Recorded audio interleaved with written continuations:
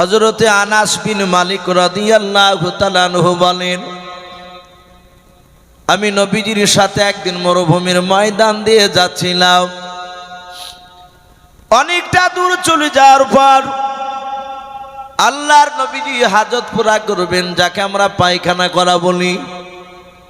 আল্লাহর নবী বলেন, ওগো আমার সাহাবা আনাস, আমি একটু পায়খানায় যাব, বাথরুমে যাব। তখন তো বাথরুমের সিস্টেম ছিল না, ফাঁকা জায়গা। আল্লাহর নবীজির বাবারে পায়ের মোজা দুটো খুলে দিলেন। আনাস বলেন, আমি মোজা দুটো হাতে করে ধরলাম। আল্লাহর নবী বলেন, আনাস তুমি এখানে দাঁড়াও, আমি ওই দেখো একটা খেজুর গাছ দেখতে পাচ্ছি, দুটো খেজুর গাছ দুই জায়গায় দাঁড়িয়ে আছে। আমি একটু যাই, আমি হাজতটা পুরা করে আসি, পায়খানাটা করে আসি। আল্লাহর নবী যখন বাবা হাঁটতে লাগলেন, আনাস বলেন, আমি দাঁড়িয়ে দাঁড়িয়ে দেখছিলাম। আল্লাহ রাসূল বেশ কিছুটা দূর যাওয়ার পর নবীজি দাঁড়িয়ে গেলেন। আল্লাহর নবী হাত দিয়ে বাবজি ভাবে একটু ইশারা করলেন। আল্লাহর নবীর মুজিজায় ওই গাছ দুটো বাবজি খেজুর গাছ দুই দিকে ছিল। আনাস বলেন, আমি দেখলাম বাচ্চা ছেলে যেমন বাবা হেঁটে হেঁটে যায়, ওই খেজুর গাছ দুটো দুই জায়গা থেকে তারা হেঁটে হেঁটে তারা সরে আল্লাহর নবীজিকে আড়াল করে ধরলো। বলুন সুবহানাল্লাহ। আনাস বলেন, আমার আড়াল হয়ে গেল। গাছের আড়ালে নবীজি হাজত পুরা করলেন। আল্লাহ রাসূল আবার যাতে দাঁড়িয়ে গেলেন। আনাস বলেন, দেখলাম খেজুর গাছ দুটো আবার তারা আপনা আপনি জায়গায় গিয়ে তারা আপন আপন জায়গায় গিয়ে বাপজি তারা দাঁড়িয়ে গেল। ও বাপজি ভাইরাও, আল্লাহর নবী বলেন, গোটা পৃথিবীতে দুটো নবী তারা সারা পৃথিবীর মাখলুকাতের কথা বুঝতে পারতেন এবং বলতে পারতেন। আল্লাহর নবী সুলাইমান আলাইহিস সালাম, আল্লাহ বলেন, আমি তাকে ক্ষমতা দিয়েছিলাম। সুলাইমান তিনি এত বড় বাদশাহ হয়েছিলেন বাবা। কিতাবে পাওয়া যায় সুলাইমান আলাইহিস সালাম যে সিংহাসনে বসতেন বাবা, ওই স্টেজটা এত বড় বাপ যে তফসির মারিফুল কোরআনে সূরা আম্বিয়ার বাপ যে আপনার তফসিরটা লক্ষ্য করবেন, তাতে দেওয়া আছে আল্লাহর নবী সুলাইমান যে সিংহাসনে বসতেন, উপরে যে স্টেজটা ছিল বাবা, ওটার উপরে এক নয় দুই নয় 6 লক্ষ চেয়ার আর তোক। বলুন সুবহানাল্লাহ। ক লক্ষ বললাম? 6 লক্ষ। এই আমি যে বসে আছি চেয়ারে, এরকম চেয়ার না, বড় বড় চেয়ারের চেয়ার। বলে কেন? সুলাইমান নবী জামানার মানুষ লম্বা ছিল। মাটি কাটতে কাটতে একটা পুরানো কবর পাওয়া যায় এলাকায়, দেখে অনেক দিন আগেকার মানুষ জানতো না যে এখানে কবর আছে, পাই না এরকম অনেক সময়। মাটি কেটে দেখে, কুদালে মাথার খুলিতে খটাস করে শব্দ হয়েছে। মানুষ তখন বলে, হে মানুষ রে, এ তো কবর। ভালো করে বাপজি একটু মাটিটা টেনে টুনে দেখে, মাথাটা এরকম মোটা, হাতের যে আঙ্গুল আমাদের ছোট, ওই দেখবেন হাত এভাবে সাঁটিয়েছে হাড়গুলো, এই আঙ্গুলগুলো এই তালির চেয়ে বড় বড় বাপজি। তাহলে মাথা যদি এরকম মোটা হয় খুলি, তাহলে ওর বডি তো বড় ছিল। তো সুলাইমান আলাইহিস সালামের জামানায় মানুষ লম্বা ছিল, তার চেয়ার বাপজি লম্বা ছিল, চেয়ারগুলো বড়। 6 লক্ষ চেয়ার তার স্টেজের ওপর থাকতো। এই যে আপনার স্টেজ করেছে, এই চেয়ার খুব জোর ধরলে এখানে নাই 30টা আসবে, নাই 50টা, তার বেশি আসবে এখানে, তার বেশি ধরবে না। আর সুলাইমান যে স্টেজের ওপরে বসে থাকতেন, 6 লক্ষ চেয়ার বাপজি রাখা থাকতো। শুধু চেয়ার থাকতো না, নবী বলে সুলাইমান মাঝখানে বসতে, ওনার ডান পাশে থাকতো 3 লাখ চেয়ার। ওই 3 লাখ চেয়ারে আপনার আমার মতো বাপজি মানুষ, এবং এই ভাইজান যেমন বসে আছে, এইরকম ইমানদার মানুষ 3 লাখ সুলাইমানের ডান পাশে সিংহাসনে বসে থাকতো। আর বাম দিকে যে 3 লাখ চেয়ার, এ চেয়ারে 3 লাখ চেয়ারে মানুষ থাকতো না, জিন। কি বললাম? জিন জাতি। আল্লাহ কোরআনে বলেছেন, আমা খলাকতুল জিন্না ওয়াল ইনসা ইল্লা লিয়াবুদুন। আল্লাহ বলেছেন, আমি জিন আর মানুষকে তৈরি করেছি আমার ইবাদতের জন্য। তাহলে জিন বলে একটা জাতি আছে। আপনারা দেখতে পান বাপ জিনকে? আমরা দেখতে পাইনি, কিন্তু মা বোনেরা দেখতে পায়। মেয়েরা দেখবেন মাঝে মাঝে কি হয়েছে গো, বলে জিনে ধরিয়েছে, জিন দেখেছে। দেখবেন বেশিরভাগ যারা জিন দেখে তারা আই বড় মেয়ে হয়, আর না হলে বিয়ে হয়েছে 1-8 বছর বয়স এসে ওই কোয়ালিটির মা বোনেরা দেখতে পায়। খোঁজলিয়ে দেখবেন ওই জিনে ধরেছে বলে তার স্বামীকে, তার বাড়ির লোককে 72 করে দেয়, দিয়ে 8-9 মাস পর শুনতে পাওয়া যায় যে তার গোপনে ভালোবাসা ছিল। দেখা যায়, শোনা যায় এরকম অনেক আই বড় মেয়ে ধরেছে, দিয়ে বলছে 6 মাস শোনা যাচ্ছে যে ও বিয়ে করতে চায়নি, ওই লেগো পাগলামো করছিল। বাপজি, নবী বলেছেন মানুষেরা জিনকে দেখতে পাবে না, কিন্তু জিনেরা মানুষকে দেখতে পাবে। তাহলে আপনি আমি বেটা ছেলে জিন দেখতে পাবো না, আরো বসে বসে অভিনয় করবে। আমাদের পাড়াতে একটা মেয়ে বাপজি, ওই মাঝে মাঝে জিনের ভর তোলা বলে না, ভর আগরবাতি টাগরবাতি জ্বালিয়ে দিয়ে ভর তুলতো। তো আর স্বামী নামাজ পড়তো না, কিন্তু পরে আবার পড়তো। তো ওই বাড়ির বাপ যে একটা ছেলে হারিয়ে গেছে বাড়ি, তো আর বাপ বলছে যে আচ্ছা এই আমার বেটা কোথায় হারাচ্ছে, তুই দেখ, তোর জিনে আনিয়ে দিছে কি দেখ। তুই বলো লোকের সবই আওয়া খুঁজে দিস। তো একাধ দিন একাধ জায়গার নাম করছে, একবার বলছে কাশ্মীরে, একবার বলছে কেরালায়, একবার বলছে বোম্বাই। বাম হাতে এমন ভাবে চড়ালছে, তোর জিনের ভূত ছুটি দিব, তুই এদিক ওদিক বকছিস কেন? তো বাপজি, অনেকে অভিনয় করে। জিন মেয়েরা দেখতে পায় না, মেয়েদের দুর্বলার কারণে মানুষ অনেক সময় মেয়েরা ভুলভাল বকে। মেয়েদের অনেক সময় শরীর দুর্বল থাকে। আল্লাহ রসুল বলেছেন মানুষেরা দুনিয়াতে জিনকে দেখতে পাবে না, এটা নবীর কথা, কিন্তু জিনেরা মানুষকে দেখতে পাবে। এই যে আমি এখন সুলাইমানের কথা বলছি, আমার মনে হয় অনেক জিন বাপজি দাঁড়িয়ে দাঁড়িয়ে কথাগুলো শুনছি। আমাদের উস্তাদ হযরত মাওলানা বাদরুল আলম সাহেব তিনি বলতেন যে সূরা জিন সম্পর্কে আলোচনা করলে, সুলাইমান নবীর কথা আলোচনা করলে অনেক সময় জিনেরা শুনে, আমরা দেখতে পাইনি। কিন্তু কিয়ামতের ময়দানে বাপজি এর উল্টো হবে। আর যেমন আমরা দেখতে পাচ্ছি না, জিনেরা আমাদেরকে দেখতে পাচ্ছে, কিয়ামতের ময়দানে জিনকে আমরা দেখতে পাবো, জিনেরা আমাদেরকে দেখতে পাবে না। কথা বুঝতে পারলে? এটা রসুলের কথা। তো নবী সুলাইমানের বাম পাশে 3 লাখ চেয়ারে এই ইমানদার জিন, যেমন তেমন জিন নয়, বদমাইশ জিন নয়, ইমানদার জিন, তারা ওই চেয়ার উপর বসে থাকতেন। তাহলে 3 লাখ জিন আর 3 লাখ মানুষ, টোটাল 6 লাখ। বাবজি, মানুষের মধ্যে কিছু বদমাইশ থাকে, মানুষ থাকে না, বেয়াদব থাকে। জিনেদের মধ্যে বাবজি কিছু জিন বেয়াদব থাকে। তাই বলে যে ভূত পেতিনি এইসব কথাগুলো বলি আমরা, যেমন মানুষের মধ্যে বাবজি সাঁওতাল উঁচি মেথর আমরা সব অনেক কিছু লাগা, কিন্তু ওরা তো মানুষ। তো ওই জিনেদের মধ্যে বাবজি ওই রকম, ওদের মধ্যে হয়তো ভাগ আছে, কিন্তু ওরা সবাই জিন। তো নবী সুলাইমান জিন আর মানুষ নিয়ে বসে আছে।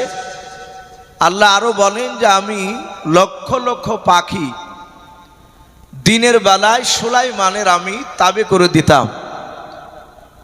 সূর্যের তাপ লাগতো নবী সুলাইমানের সৈন্যদেরকে।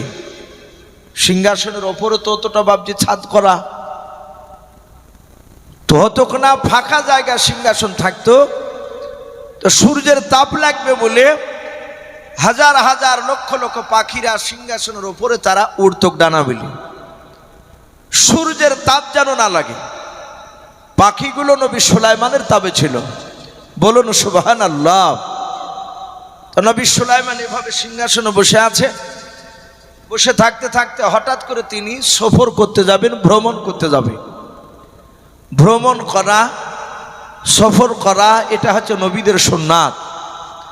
বাবজি, দেশ বিদেশে আপনি দেশ থেকে বাইরে ঘুরতে গেলে আল্লাহর অনেক কিছু নিদর্শন আছে, যেগুলো দেখলে আল্লাহর ওয়াহদানিয়াত তারা বিশ্বাস করবে যে হ্যাঁ আল্লাহ আছে।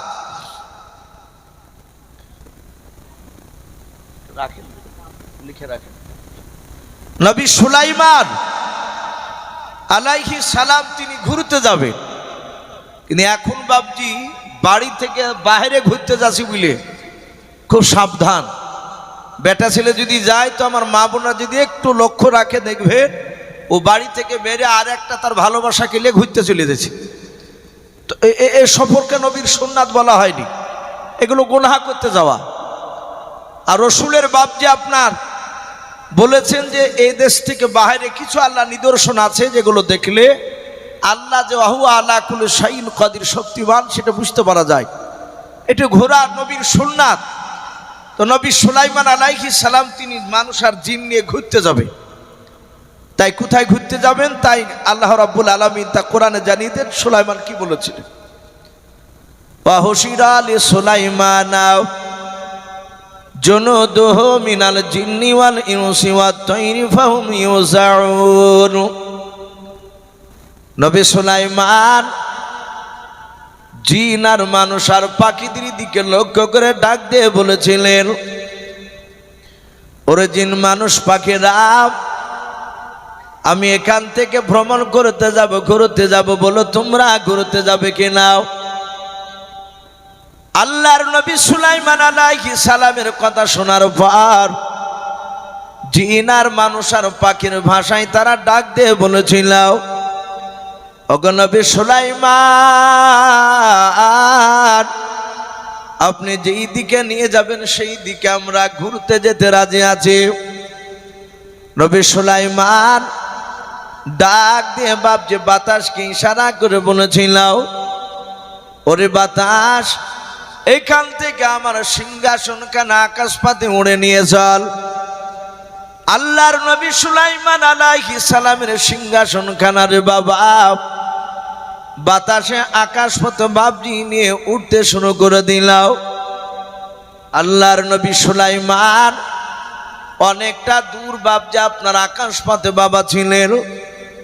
উনি যেখান থেকে বাবা যেই ময়দানে নামবে, কোরআন শরীফে বাবজি তাফসীর মারিফুল কোরআনে পাওয়া যায়। আল্লাহ কোরআনে বলেন, হাত্তা ইদা আতাও আলা ওয়াদিন নামাল। নবী সুলাইমান যেই ময়দানটায় বাবজি নামার ইরাদা করলেন, যেই ময়দানে নেমেছিলেন, কোরআনে পাওয়া যায় ওই ময়দানে কোটি কোটি লক্ষ লক্ষ বাবা কোটি কোটি তারা পিঁপড়ের বাসা ছিল। বলুন সুবহানাল্লাহ। সব পিঁপড়া মাঠে বাবজি ঘোরাফেরা করছে, হাজার হাজার লক্ষ লক্ষ, প্রায় কয়েক কোটি হবে পিপিলিকা ওই ময়দানে বাবজি ঘোরাফেরা করছিল। সুলাইমান অনেক দূরে আছে, ওখান থেকে বাবজি তাকে দেখলেন এই ময়দানে প্রচুর পিঁপড়া। সুলাইমান আলাইহিস সালাম বাতাসকে বলে, এই বাতাস, এই ওই ময়দানে পিঁপড়া দেখতে পাচ্ছিস, ওখানে আমাকে নিয়ে যা, নামাবি। সুলাইমান বলেন, আমি বাতাসকে ইশারা করলাম, বাতাস বলল, হুজুর অসুবিধা নাই, আপনাকে ওখানেই নামিয়ে দেব। হঠাৎ করে নবী সুলাইমান বলেন, আমি দেখে নাও ওই ময়দানে কোটি কোটি পিঁপড়ার মধ্যে থেকে মাত্র একটা পিঁপড়াও। আল্লাহর নবী সুলাইমান আকাশ পথে বাবা ওই সিংহাসন খানা নিয়ে আছে। পিঁপড়া একবার অপর দিকে আকাশের দিকে তাকানোর পর ওই পিঁপড়ার ভাষাতে তার প্রজাদেরকে, তার সাথীদেরকে, ওই লাখ লাখ কোটি কোটি পিঁপড়া আছে তাদের দিকে লক্ষ্য করে কি যেন বললাম। সুলাইমান বলেন, আমি দেখলাম, আমি সিংহাসন নিয়ে আস্তে আস্তে নিচে নামতে লাগলাম, আর দেখলাম যখন মাটিতে নেমে গেলাম, দেখলাম ওই গোটা ময়দানে লাখ লাখ পিঁপড়ার মধ্যে থেকে মাত্র একটা পিঁপড়া জমিনের উপরে দাঁড়িয়ে, বাদ বাকি সব পিঁপড়া হুড় হুড় করে তারা আপন আপন গর্তে চলে গেল। বলুন সুবহানাল্লাহ। সব গর্তে। কটা আছে বুঝলে? একটা উপরে আছে। পিঁপড়া সুলাইমান আলাইহিস সালাম তিনি নামলেন সিংহাসন থেকে, তার সৈন্যরা তখনও নামেনি। সুলাইমান নেমে গিয়ে পিঁপড়াটাকে ডান হাত দিয়ে ধরলেন, ধরে হাত দিয়ে তুলে বাম হাতে তালুতে রাখলেন। রাখার পর সুলাইমান পিঁপড়ার ভাষাতে সুলাইমানকে বলছে, এই সুলাইমান পিঁপড়াকে বলছে পিঁপড়ার ভাষায়, এই পিঁপড়া, এই আমার সিংহাসনের দিকে একবার তাকিয়ে তোর প্রজাদেরকে কি বললি? আর তারা সবাই তোর কথা শুনে হুড় হুড় করে তারা গর্তে চলে গেল। পিঁপড়া বলছে, নবী সুলাইমান, আপনি আমার ভাষায় কথা বলতে পারেন? বলে, আল্লাহ আমাকে ক্ষমতা দিয়েছেন। বলুন সুবহানাল্লাহ। নবী সুলাইমান ডাক দিয়ে বলে, এই পিঁপড়া, এই বল তোর প্রজাদেরকে এমন কি বললি তারা গর্তে চলে গেল? এখানে বাপজি পিঁপড়ে রাবি দুই রকমের কথা তুলে ধরেছেন। পিঁপড়া এক নম্বর পিঁপড়া বলেছিল, নবী সুলাইমান, আমি আপনার সিংহাসনের দিকে আমি তাকালাম, নবী সুলাইমান আপনি শুনুন, আমি আপনার সিংহাসনের গতি দেখে বুঝতে পারলাম আপনি ময়দানে নামবেন। বলে, হ্যাঁ। ওগো নবী সুলাইমান, আপনি যেমন বাদশাহ ওই মানুষ আর জিনদের। বলে, হ্যাঁ। পাখিদের বাদশাহ আপনি, আমাদেরও নবী বাদশাহ। ওগো নবী সুলাইমান, শুনে নেন, এই ময়দানে যত পিঁপড়া রয়েছে পিঁপড়ার এদের আমিও রানী। বলুন আলহামদুলিল্লাহ। ওই পিঁপড়াটা বলছে, আমি রানী, আমি এদেরকে পরিচালনা করি। এই নবী সুলাইমান, আপনার লক্ষ লক্ষ সৈন্য আছে, আমি বুঝতে পেরেছি। আপনার সৈন্যরা যখন সিংহাসন থেকে নেমে জমিনে চলাফেরা করবে, ওগো নবী সুলাইমান, আমরা একেবারে ক্ষুদ্র প্রাণী, ছোট প্রাণী। আপনার সৈন্যর পাপ আমার প্রজাদের উপরে পড়লে আমরা পাটাস পাটাস করে মারা যাব। ওগো নবী সুলাইমান, আমি যে ওদের রানী। বলে, হ্যাঁ। আমি যদি ওদের আপনার সৈন্যর পা থেকে যদি আমি তাদেরকে না হেফাজত করতে পারি, না সাবধান করতে পারি, তারা মরে গেলে কিয়ামতের ময়দানে আমি পিঁপড়া, আমাকেও জবাব দেওয়া লাগবে। বলুন সুবহানাল্লাহ। একটা পিঁপড়া বলছে। এটা একজন রাবী বলেন, আর একজন রাবী বলেছেন দুই নাম্বার কারণ বাপজি পিঁপড়া বলেছিল নবী সুলাইমান। আল্লাহ কোরআন পাকে বলেন, ইউসাব্বিহু লিল্লাহি মা ফিস সামাওয়াতি ওয়া মা ফিল আরদ। আমার আল্লাহ বলেন, ওরে নবী তুমি বলে দাও, ওগো নবী তুমি বলে দাও, গোটা পৃথিবীর মানুষ জিন যদি তারা আমার ইবাদত যদি না করে, ইউসাব্বিহু লিল্লাহি মা ফিস সামাওয়াতি ওয়া মা ফিল আরদ। আমার আল্লাহ বলেন, আসমান জমিনের ভিতরে যত কিছু মাখলুকাত রয়েছে এরা সবাই আমার তসবিহ পাঠ করে। বলুন সুবহানাল্লাহ। ওই পিঁপড়ার রানী বলেছিল, নবী সুলাইমান, আমরা সবাই মিলে তসবিহ পাঠ করেছিলাম। বলে, হ্যাঁ। ওগো নবী সুলাইমান, আমরা সবাই মিলে জিকির করেছিলাম, শুধু আমি আপনার সিংহাসন খানা আমি দেখতে পেয়েছি। ওগো নবী, এত বড় সিংহাসন খানা পৃথিবীর আর কোনো মানুষের নাই। এই সিংহাসন খানা দেখে আমার প্রজারাও তারা হয়তো সিংহাসন খানা দেখতে গিয়ে আল্লাহর জিকির থেকে হয়তো বঞ্চিত হয়ে যাবে, বন্ধ করে দেবে। ওগো আমার নবী সুলাইমান, আমি তাদেরকে গর্তে যেতে বললাম, তারা আপনার সিংহাসনখানা দেখতে পাবে না, তারা আল্লাহর জিকির থেকে তসবিহ থেকে বঞ্চিত হবে না। বলুন সুবহানাল্লাহ।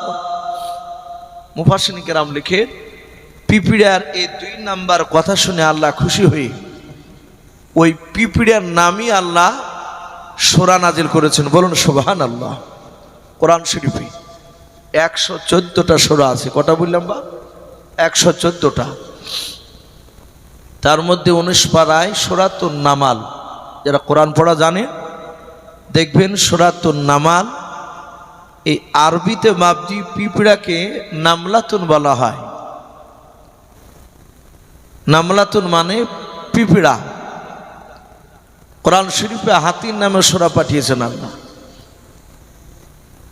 সূরা ফিল, আলাম তারা কাইফা ফাআলা রাব্বুকা বিআসহাবিল ফিল, পড়ে না ইমাম সাহেবরা? এটাকে সূরা ফিল বলা হয়। কোরআন শরীফে মাকড়সা নামে সূরা আছে। দেখবেন আনকাবুত বলে একটা সূরা আছে, আনকাবুত, এর অর্থ হচ্ছে মাকড়সা। মেয়ে ছেলের নামে সূরা আছে, সূরাতুন নিসা। তো ওই পিপিড়ার নামে সূরা, সূরাতুন নামাল। ওই পিপিড়ার কথা শুনে আল্লাহ খুশি হয়ে ওই যে তসবিহ পাঠ করে বলেছিল যে আল্লাহর তসবিহ থেকে যেন বঞ্চিত না হয়, আল্লাহ খুশি হয়ে পিপিড়ার নামে আল্লাহ সূরা পাঠালেন। তো যাই হোক, পিপিড়া সাথে নবী কথা বলার পর বললেন যে ঠিক আছে, তাহলে তুমি আরিলিকে করতে যেতে বলেছো? বলে হ্যাঁ। সুলাইমান পিপিড়াটা মাটিতে রেখে দিলেন।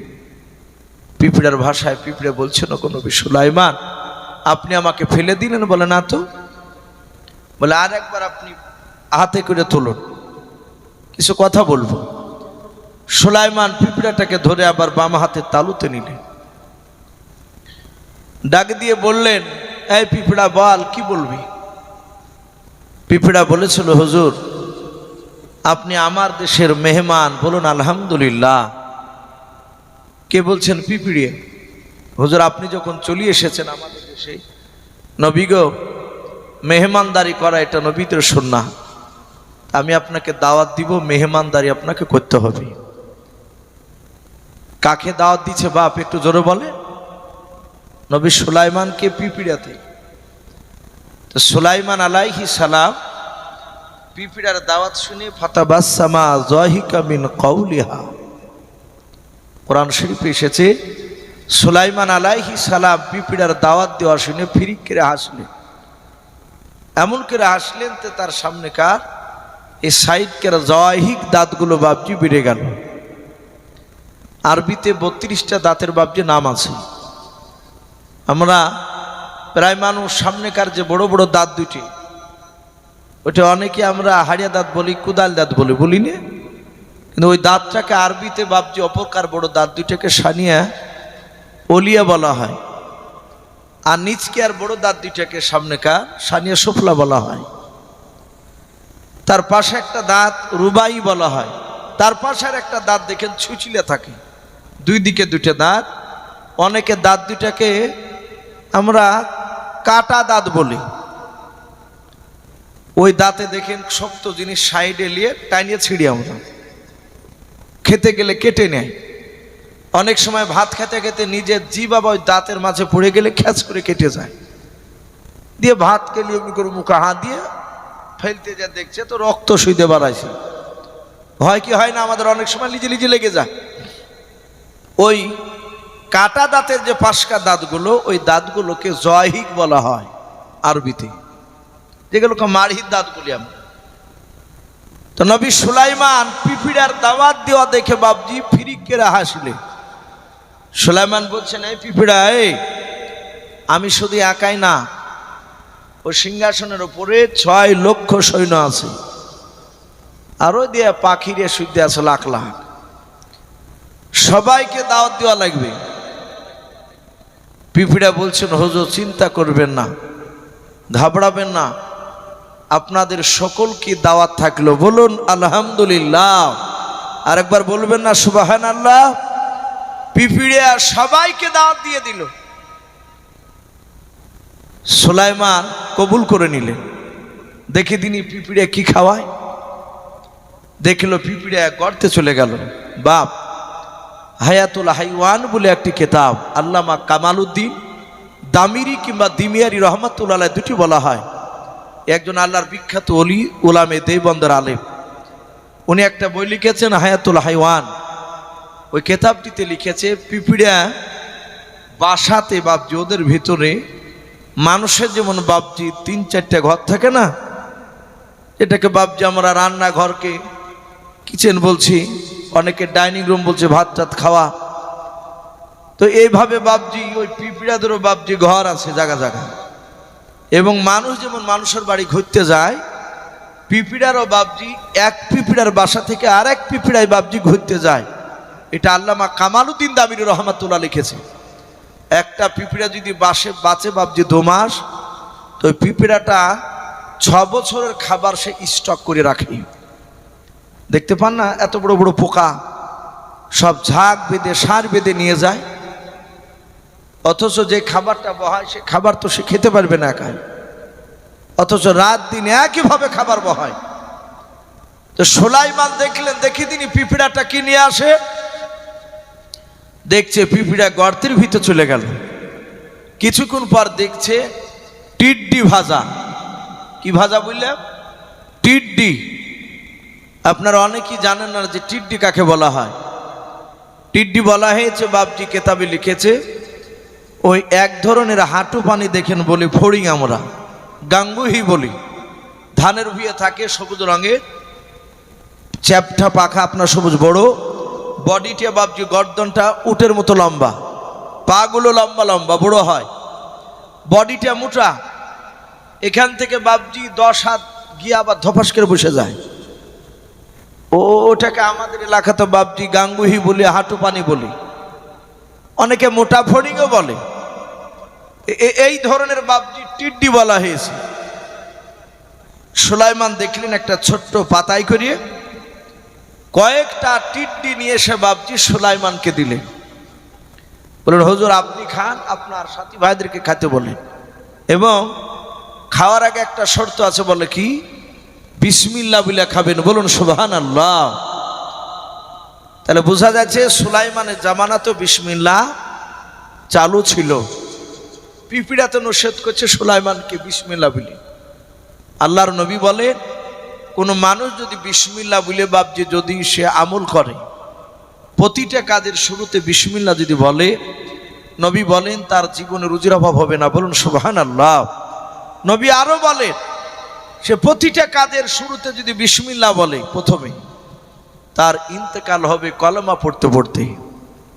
আর কিছু দরকার আছে বাপ আমাদের এগুলো বাইরে? আমরা তো চাই যে আল্লাহ মওতের সময় কলমা পড়তে পড়তে যেন নসিব হয়। নবী সুলাইমান বিসমিল্লাহ বলে বাপজি খেতে লাগলেন, তার প্রজাদেরকে খেতে বললেন। আল্লাহ এত বরকত দিলে ওই টিড্ডির যে রান ট্যাংগুলো খেয়ে ফোরাতে পারে নাই। বলুন সুবহানাল্লাহ। আপনারা অনেকে ভাববেন যে মনে হয় বানোয়াটি গল্প বলছে, না, আল্লাহ বরকত দিলে বাপজি খেয়ে শেষ করতে পারবেন না। আল্লাহ রসুলের সাহাবা জাবের রাদিয়াল্লাহু তাআলা আনহু বলে, আমি রসুলের দরবারে ছিলাম, নবীজির পেটে দেখলাম পাথর বাঁধা। রসুলকে জাবের বলে, নবী কতদিন খান নাই? জাবের সাহাবাকে নবী উত্তর দিলেন, 4 দিন খাবার খাইনি বা পানি ছাড়া।